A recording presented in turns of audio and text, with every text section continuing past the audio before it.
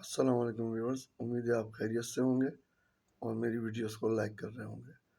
آج ہم بات کریں گے ان 12 بڑی غلطیوں کی، ہمارے حکمرانوں کی، جو اگر نہ ہوئی ہوتی تو آج ہم انڈیا اور اپنے ملیشیا اور آس پاس کے بہت سے ملک ان سے کافی آگے ہوتے ہیں۔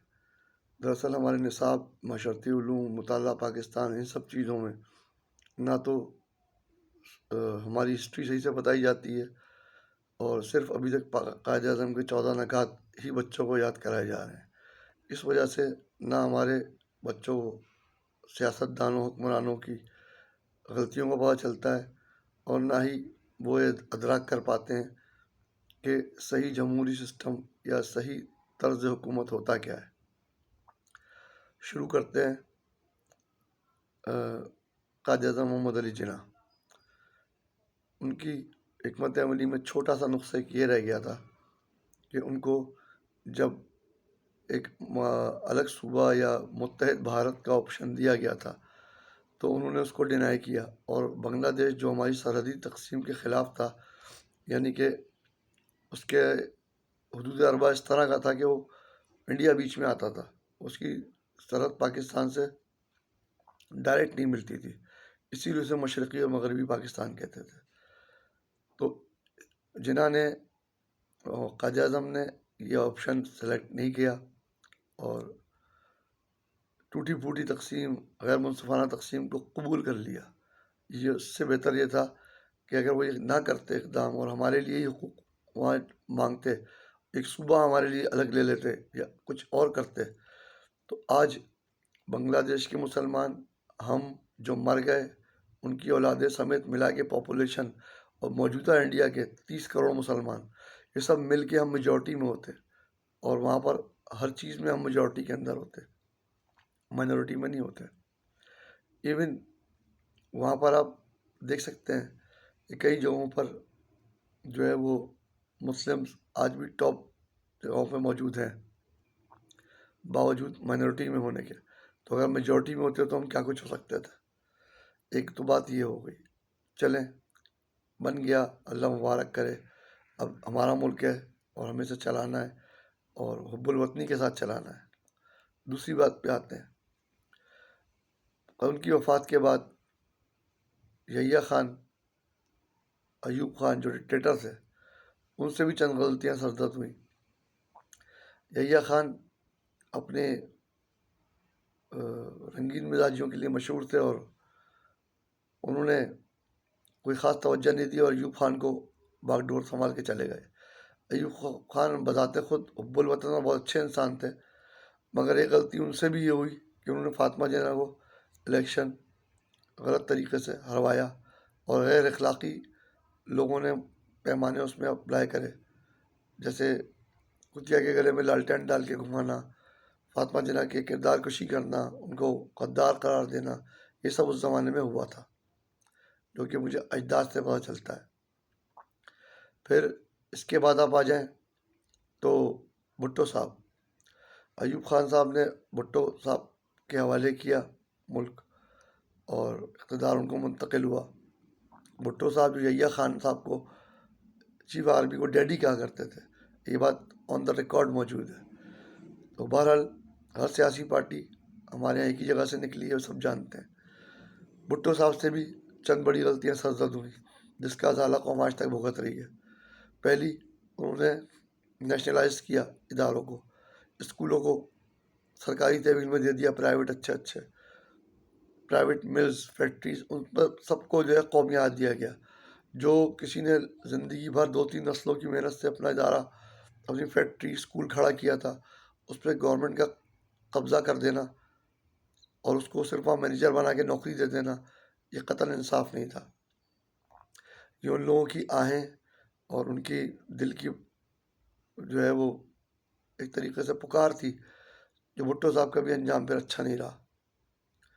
دوسری بات، بھٹو صاحب ضیاء صاحب کو چیف آف آرمی اسٹاف نامزد کیا، کیونکہ حضرت علی یہ قول ہے جس پہ احسان کرو اس کی شرط سے بچو۔ انہوں نے ضیاء صاحب کا سلیکشن کئی بہت سارے قابل اور جن کا نمبر لگتا تھا چیف آرمی اسٹاف کے لیے، ان کو بائی پاس کر کے لگایا تھا. لیکن بھٹو صاحب کے ساتھ ضیاء صاحب نے وہ کیا جو کوئی سوچ بھی نہیں سکتا ہوگا. اب آئے جنرل ضیاء صاحب کے اوپر. کچھ غلطیاں ان سے بھی سرزد ہوئیں. انہوں نے فری اینڈ فیئر الیکشن منعقد نہیں کرا، اور جو الیکشن کرا بھی تو محمد خان جنیجا کی گورنمنٹ چند تھوڑی بہت چھوٹی موٹی باتوں کے اوپر ڈیزالو کر دی. خود اقتدار سے لگے رہنے کی کوشش میں لگے رہے، قوم کو نظام مصطفیٰ اور شرع اور اس کی باتیں بتاتے رہے اور اقتدار نہ چھوڑا.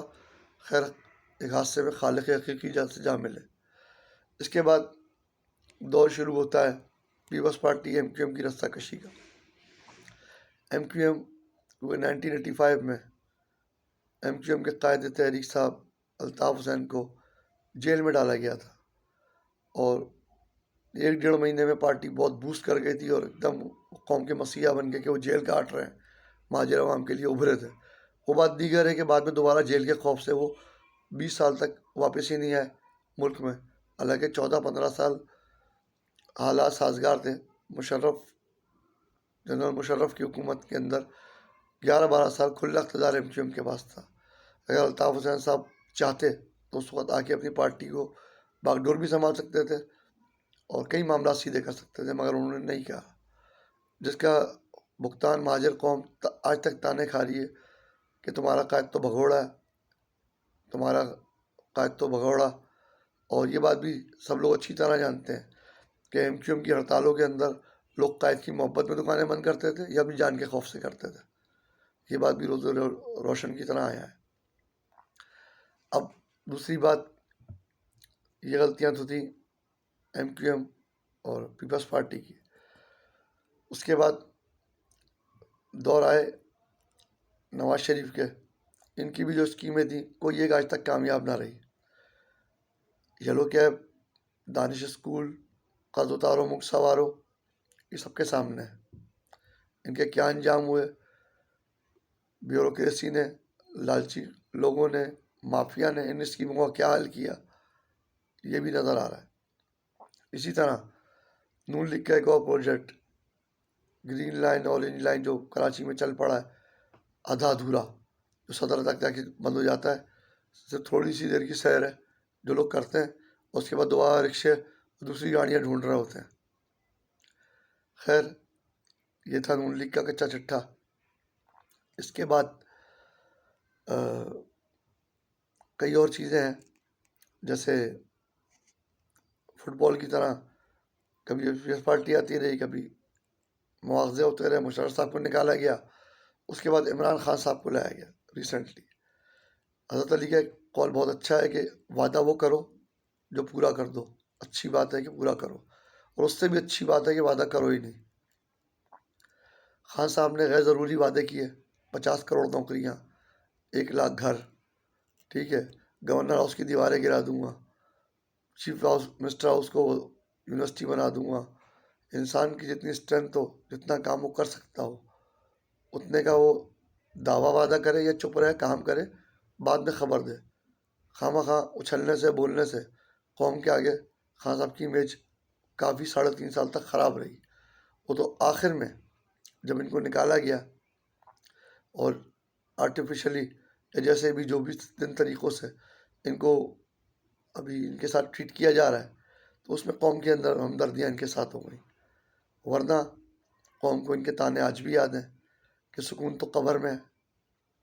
جب مہنگائی ہوتی تھی لوگ روتے تھے، کہتے تھے سکون قبر میں، ابھی تو چیخیں نکلیں گی.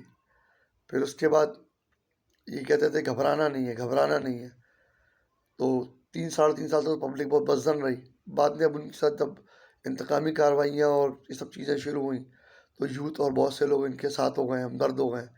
اور گاڈ نوز بیٹر کہ آنے والے دنوں میں یہ بھاری ووٹوں کا اور بھاری مینڈیٹ جو انہیں دیا گیا ہے، اس سے کتنا صلہ دیں گے یہ تو وقت ہی بتائے گا. فی الحال قوم کو پاپا جونز پیزا بھی یاد ہے، جس پہ کلین چٹیں دی گئیں. شوگر اسکینڈل، چینی مافیا کو ان کے ہیلی کاپٹروں میں سیر کرنا اور سب کو کلین چٹیں دینا، یہ بھی قوم کے ذہن میں ہے.